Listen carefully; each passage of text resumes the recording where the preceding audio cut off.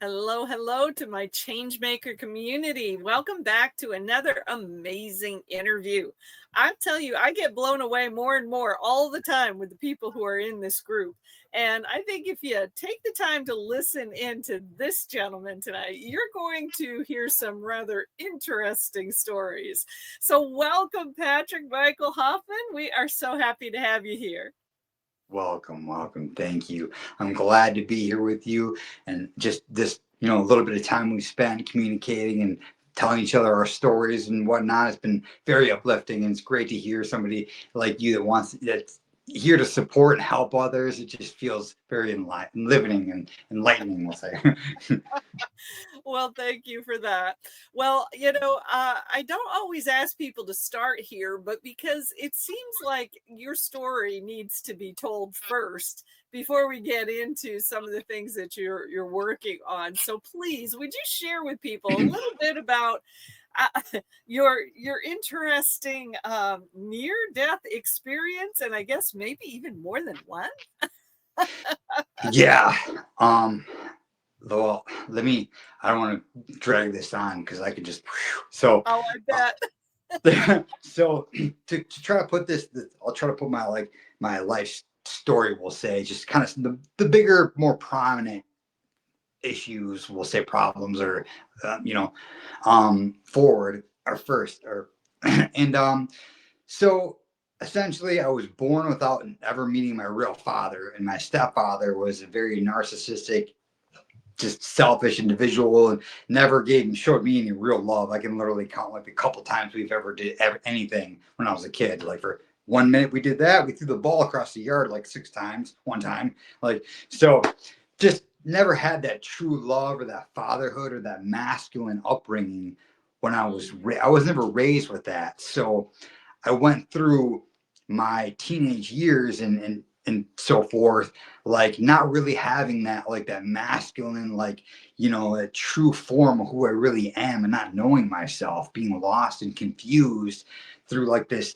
He was a very shameful, disrespectful man, calling me the worst of the worst names I don't ever even hear nowadays. So I was very traumatized and felt very invaluable and worthless, and like, my great ideas, no one cares about my ideas, man. Like, so it was took a lot of like facing myself and really seeing myself, seeing who I am and where, all this came into play to make me really like be who I am. And and it was through that, having, well, let me back it up a little bit here because I could jump all around. It's hard to explain the story, but so I actually had to quickly name all three of my near death experiences.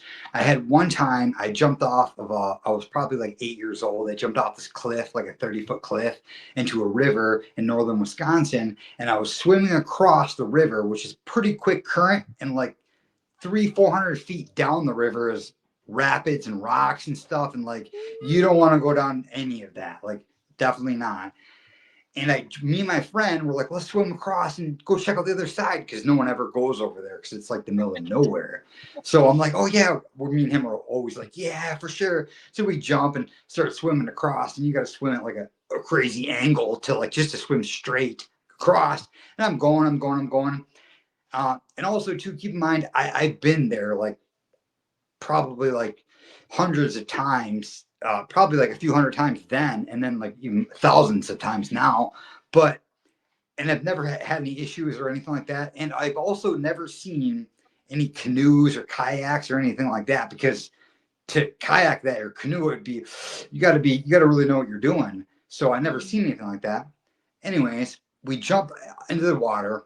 We're swimming across, and all of a sudden, which I've never had before or after, I got muscle cramps or whatever it's called, stomach cramps, or I'm not sure what it's called, but cramps. And I was swimming, and then all of a sudden, like, I all of a sudden had no energy. I was, and like I started going under the water, and like I was like, whoa, trying to keep myself above the water, and like I was fighting to keep myself above water. I mean, it was all within seconds, probably, but and then like there's a S curve right on the the top of the river. There's an S curve where you can't really see any of it around there. Mhm.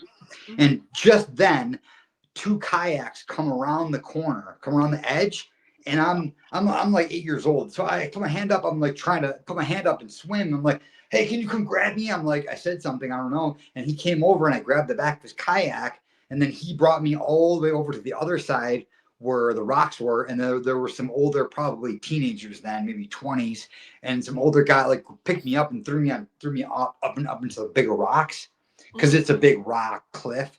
Mm. And I remember trying to walk, and was almost falling over. I was all dizzy and everything. I was like, whoa. Anyways, that close. I should have been down that rapids and definitely done. No doubt. Wow. Wow. Yeah, it was pretty wild. Didn't tell my mom or my parents or anything about that or anything, like, well, my mom, and none of that. Cause I'm just like, whoo, like it was.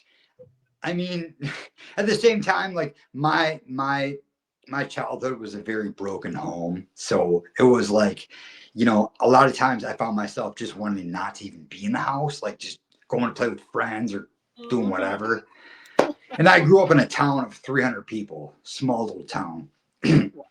Wow. Anyways, so that's a quick one with the first near death. The second one, which was actually the most catastrophic, which was I wrecked my motorcycle, which is a sports bike, 1,000 cc Gixxer 1000. Wrecked Mhm. it, and what I ended up getting, I got a dent here in my skull, Ooh. um, broke my neck in 3 spots, my backbone in 5 spots, 6 ribs, 3 on both sides. The ulnar nerve for the funny bone, I can't feel half my left hand. Wow. Um, uh, I had eyeball surgery because I had double vision for like 8 months because the dent in my skull created pressure, so it'd be in the eye crooked. Mm. Although luckily no blood or anything got into my brain, so no actual technical brain damage. Although like I was still, pretty messed up. But and I've had 4 right knee surgeries. I have one bone chunk cadaver in my right knee, um, and then I have my left knee. I have a PCL and MCL cadaver in my left knee, so 2 cadavers there. Um, yeah, and I don't even know what else, but I getting out of nicks and scratches and whatnot. I was in a coma for 7 days. I got a feeding tube hole in the middle of my stomach right here, not in the side, which I'm told normally it's on the side. I don't know. Uh-huh. I don't know.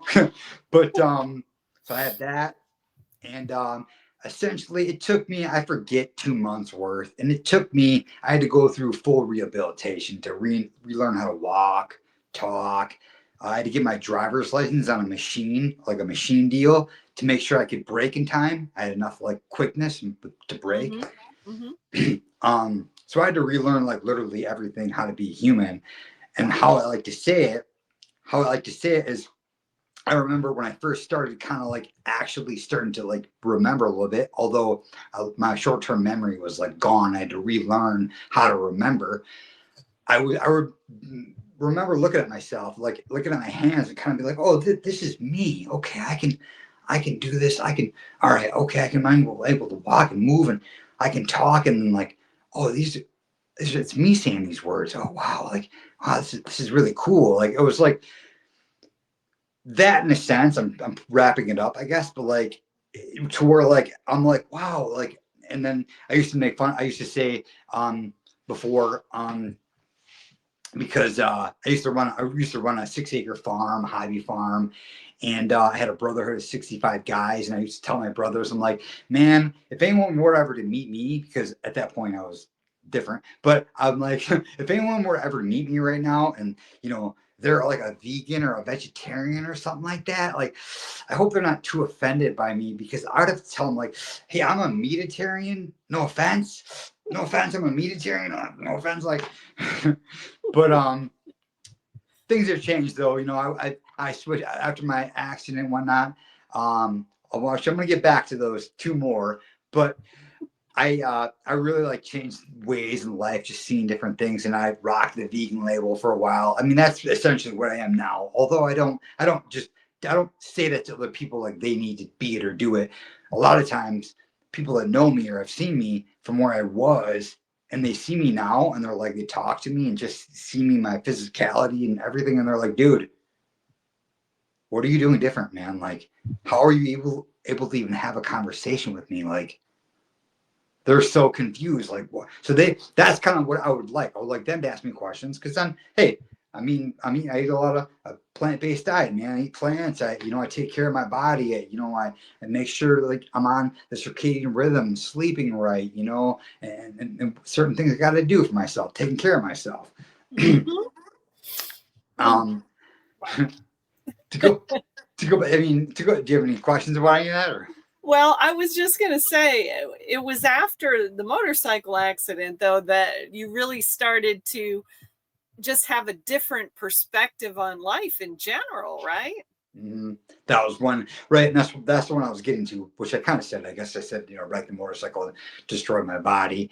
And yeah, like I just kind of see myself on who I was, and it was more than just looking at my physicality. It was actually reflecting on like, I remember I had a friend come over, and he was talking to me. He said a few things. I'm like, oh, okay. And I said something to him, like, I don't know, 5, 6 words, and he got triggered. He got mad. I was like, oh, dude, whatever, blah blah blah. And I was like, whoa.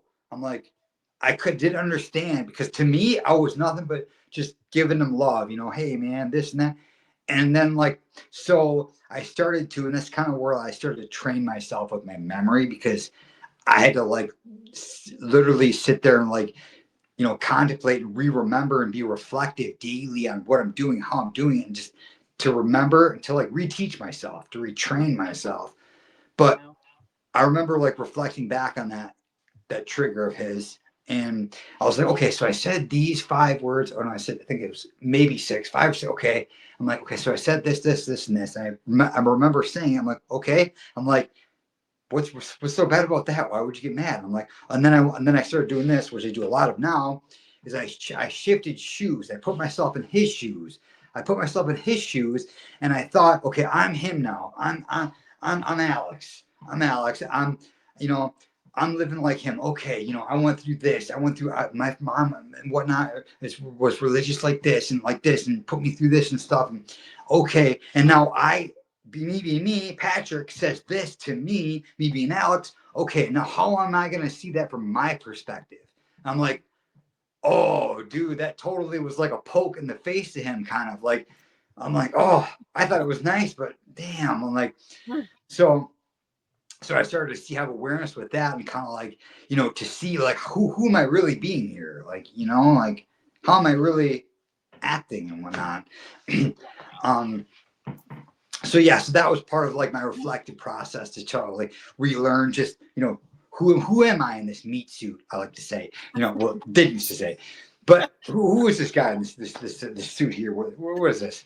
So um a lot of that, like, I always was contemplating or asked myself questions about like just my thoughts and whatnot, and why I'm having certain thoughts, and why it's just disturbing me, and like that they like to say now, I've heard many times, is let thy triggers be thy guides. So let when you get mad, you get heated, whether it's you get depressed, or you put yourself on a pedestal, like you feel, or whatever it is, doesn't matter, anywhere emotionally, and you reflect on that, and you see like, okay, oh, this is why I was there. And then you can see how like you're able to see how like the constructs and certain patterns and understandings through your mind allowed you to bolster yourself or pull yourself up or down wherever you went, and control you through its beliefs and its definitions of the way it describes itself to you, which is like what you fed into your mind. It's not that the mind is bad, it's that you fed in, or you didn't know unconsciously, you fed beliefs and constructs into your mind, and now they're in the background running the show. And you need to reflect on that to be able to actually be like, oh, and actually see them. And that's where my 3-step guide, we'll call it, whatever, I don't call it anything, but um where anyone can do this, where it's just when you face, and you own. Mm. See, face, own. So if you were to like sit down, like let's just say for an example, I get triggered, I get mad about something like oh whatever, and I'm like telling you, you know whatever whatever, I'm mad, and I do that, and then okay, say later on, next whenever later on, obviously the sooner probably the better as long as you're not heated still, you know, let that go away and then maybe reflect on that. I like to say reason is revelation is redemption. So when you reason with yourself, you'll have that awareness. Oh, and then through that, oh, you can see, oh, if I change myself, if I do this or say this or act this way, whatever, then like I'm not going to do that. Now you start walking that way. And through doing that, which is because it's a new way, you're going to have to teach yourself. You do that, you walk that path, that's going to be, you know, then you're going to have that redemption. You're going to have that redemption.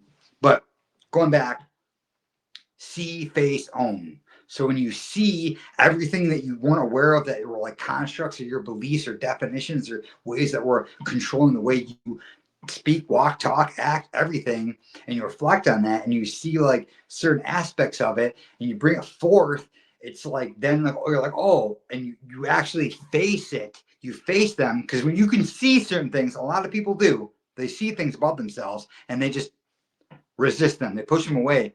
You know, Yep. they go drink some beer, or smoke some weed, or do whatever, or anything they can do to mask actually facing their self because they're like, they don't have enough discipline to actually do that. They're like, nah, anyways, man, yeah, I want to change that, but so they don't.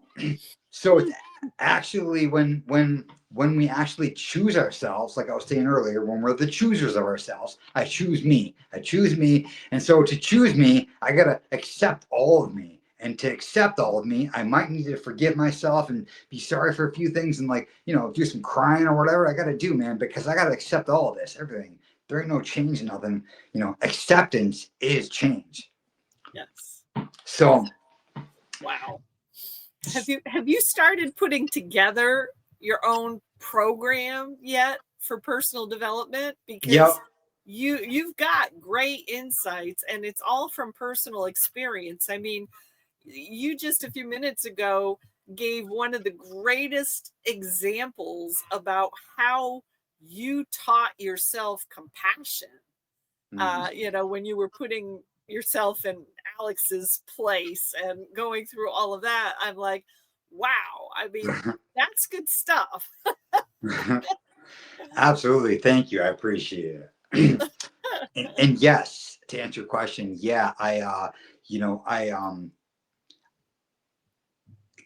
what it's well, it's consciousacademy.us. It's still up the site, but it's like it was something else. It's kind of like, anyways, I was going down that path of like teaching people and like helping and whatnot, and just because like I just feel like you know, once I really like got out of my mind of like, oh yeah, I can whatever, like, and I actually truly step in their shoes and really like, I'm like, and feel that, you know, like that, feel that, just that beauty. It's like, man, I just want to uplift you. I want to help you. I want to help people. I want to just, you know, and like through that, it just, Mm, mm, mm, mm. just, You just got to find the people who are ready to be coached, because initially you were doing unsolicited coaching and that's where people were getting mad at you, but you've got wisdom, and wisdom that's way beyond your years.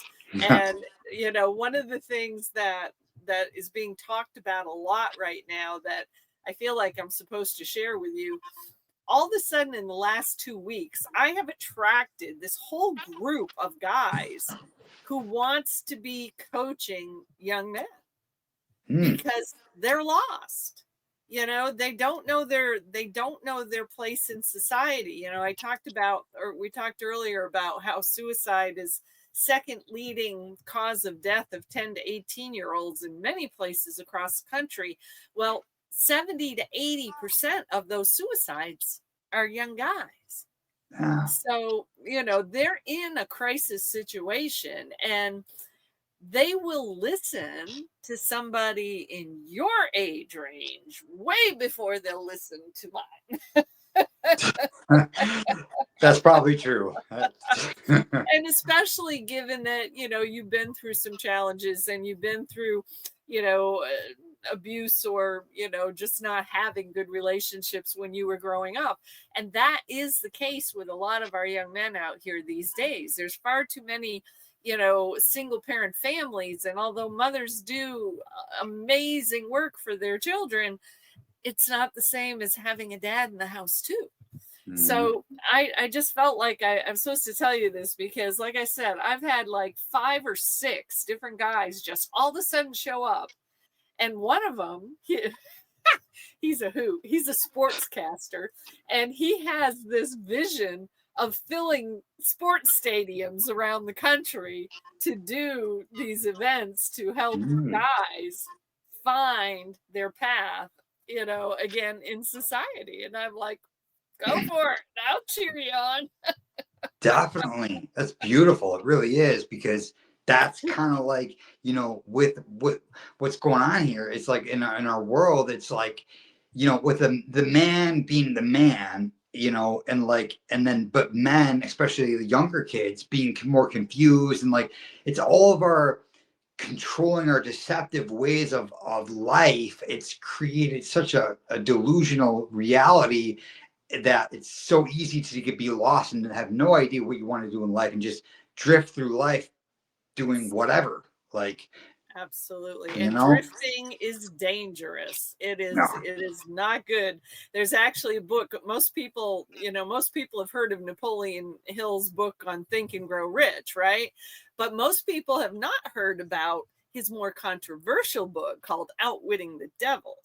And that is talks all about drifting. And that's what we're seeing with a lot of our youth and especially our young men right now.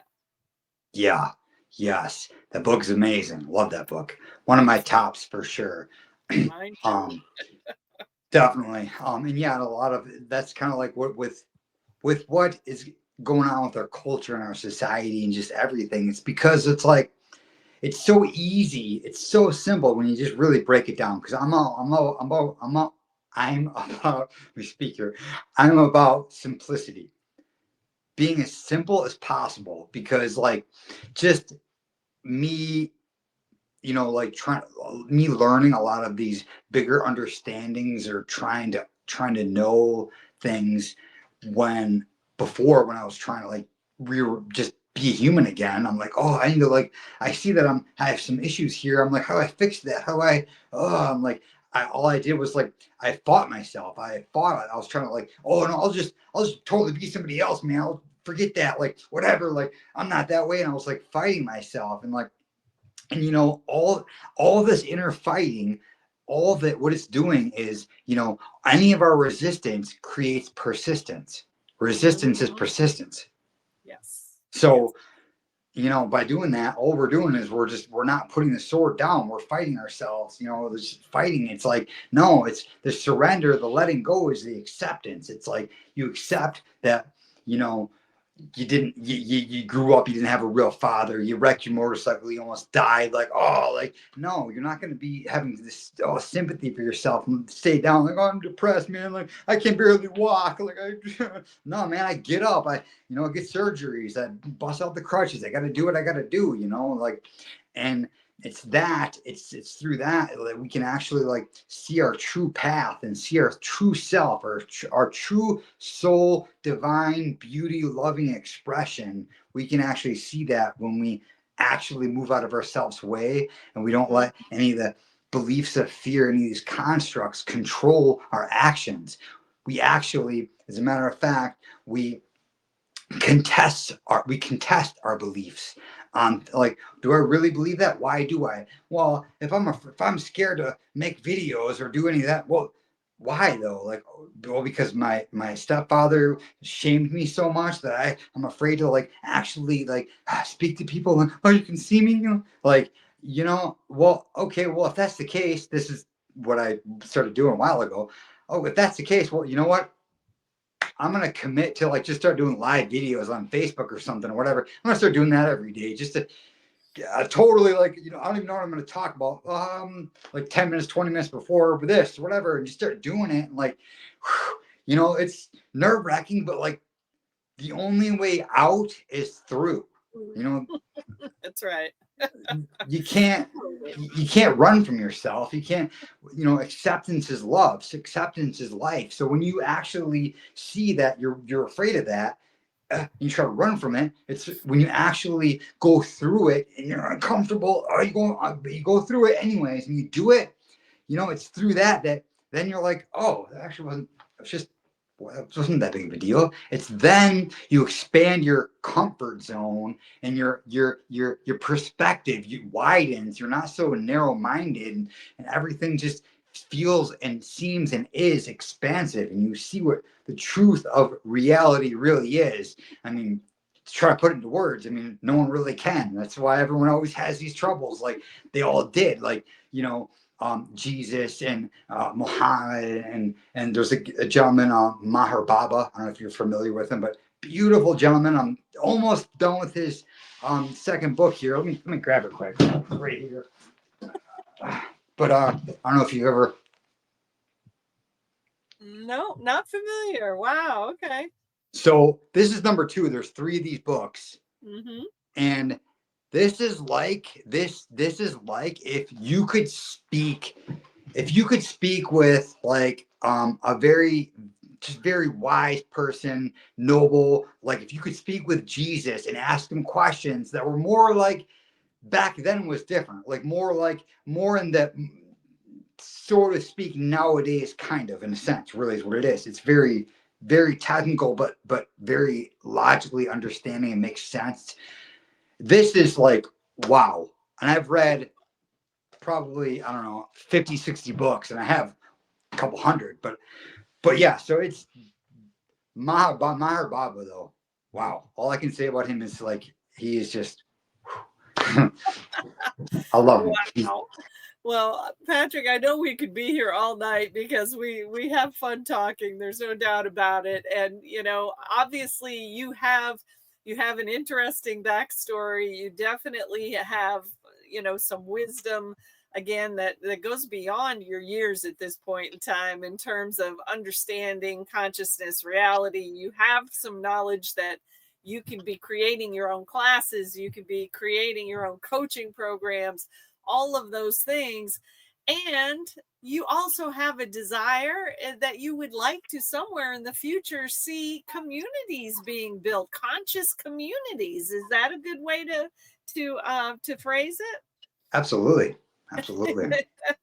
I love it. I love it. And I hold that vision as well. So amazing stuff that you got going on, and I'm sure you're going to find a path to be able to be of service in big ways. But if somebody wanted to connect with you for any reason, is what's the best way people can reach you? I would say that's kind of why I wrote my full name on here, because that's how I have it on Facebook. Gotcha. If they were to just shoot me a message through like whatever messenger or something, that's probably the simplest, easiest way to talk to me. I'll get that obviously, like even if you're not my friend or anything, it sends through. I would say that I'm always absolutely. That's exactly what you said there. That's my mission is like with is creating like structures and ways of life just to show everybody like how we can actually come together and we can be together to uplift one another and help, and like that's the service. It's like I said earlier, being is freeing, being like your authentic self, moving out of yourself's way first though, which a Yes. lot of people are blocking themselves, so they gotta accept that and do the work. We'll call it work. Do that to see yourself, and like and see everything and see how you're creating a life, and then just live the beauty, man. It's but yes, absolutely. I could go on and on. I know we're both the I same know way. you could. I know you could. Well, and I love to ask this one last question, and I can't wait to hear what you say to this because I would love to know. Do you have any final words of wisdom you would like to leave people with? Final words of wisdom. um, like I said, the biggest. I'm all about simplicity, and the biggest thing is it's about choosing yourself. being a chooser of yourself. And that's where the see, face, own the steps of choosing yourself, because you need to move out of yourself's way of whatever your beliefs and constructs are of your mind that are controlling you to do that. And there's, there's many ways of doing that, but journaling, contemplation, meditation, it's kind of a very vague word. There's ways to actually meditate, not just you know but it's connection, having that connection back with yourself, because when you connect back to who you truly are and you feel that divine goodness, that beauty, that's truly where the joy is, and where you can say the love comes from, because that's not really, love is just a flow, but it's that's where it is. And when you actually accept, when you move out of yourself's way and you see who you are, like Bradley Nelson likes to say, he mentions, take away your heart wall, remove your Yes. heart wall so you can come Yes. down from your mind. You're not floating up here drifting, and like, or again, read the book by Napoleon Hill, Outwitting the Devil. Amazing book. Like, you will definitely learn great insights. And there's 7 principles that he mentions in that book that are beautiful. The first one is like, your definiteness of purpose, and I forget what they are, but those 7 principles are huge. Yep. Take a look at them, live by them, and start to see, contemplate, journal, contemplate. Don't be around anyone. Sorry for going on too long here, but just don't be around anyone. Actually, just be with yourself, and like, and ask yourself questions and think about them, contemplate, and really, like, you know really see who you are and why certain things have happened and transpired in your life, and what bothers you, what makes you mad, and understand them and where they're coming from, and understand how can you can let them go, and you can actually live more in the moment, be present, and not be like thinking about how you can construct things later, or this or that. That'll all come as long as you're here. That will all just flow right to you. Just like you mentioned Absolutely. earlier about the people coming to you, the gentleman, like, that's kind of like when you start moving in that direction, again, action is the highest form of prayer. It's Yes. through your Yes. action. Oh, I like that. It's through your action. That's actually, your prayer, because you're not like, God, pray to me, God, this. No, it's none of that. You're not in a trap, a religious trap. You're not that. You're not to try. Sorry if I said that mean wise there or whatever, but like, no, like, you're actually like, you are a drop of the ocean, the ocean being the whole of creator. You are part of the creation. So when you actually move out of your own concepts way and you see who you really are and what you can really do, you understand that, wow, this is actually where it is. And you can I can go on and on. So yeah, that's when you can you That can was a feel the whole lot of wisdom all at once. right? You can feel the presence of who you are, though, and then through that feeling, like Wim Hof likes to say, feeling is understanding. So through that feeling, you can understand, if you're in your way, if you're not in your way, am I drifting? Am I standing? Am I being firm? Am I being bold? You can see who you are and who you're not. And through that discernment, that mental discernment, you will see and understand what to let go, and what is just natural, or what is just uplifting you. You can see what is like part of your mindset and the way of that's controlling you and deluding you and keeping you trapped in a matrix. Is keeping you in a Mm-hmm. matrix, thinking that God and his creator is outside of you, up in the clouds or something. No, it's through you. It's through you. So this action you're doing is you're communicating with spirit, creation, the universe, to actually align you with what exactly you're walking, the path you're walking. So it's I love it. through that alignment. And when you do that with consistency, because Yes. consistency is key, the repetition creates the identity. That's right. And above all, you just need to choose you, right? That's where it starts. right here. Awesome. Awesome. Well, thank you so much for being here today, Patrick. It's been an honor and a pleasure. And my gosh, I am not going to let you get out of my sight for too long because somewhere, somehow, there must be something we need to do together. Oh, absolutely. There's no such thing as coincidences. They don't I agree. exist. No, I agree. no. All right. Well, thanks to all our change makers for watching and check out this guy. He's got some great ideas and has the ability to do great things to change the world. And we all need to do that together. So have an awesome day, everybody. We'll see you in the next video. Take care. Bye-bye.